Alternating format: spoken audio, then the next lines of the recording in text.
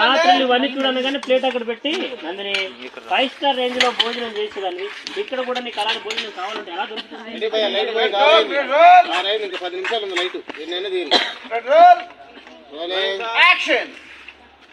నందిని తిరిగి ప్లేట్ వెళ్ళి అక్కడ అందరితో పాటు భోజనం తెచ్చుకో.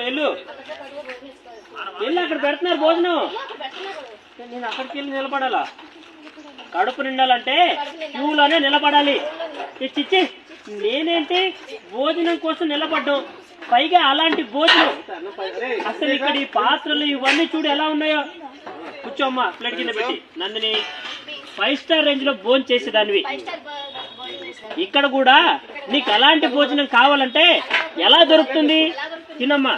అదే అన్నం, అదే సాంబారు, అందరికి ఇది ఒక్కటే కూడు. కడుపు మార్చుకోకుండా వెళ్ళి రైస్ తీసుకుని వచ్చేయి.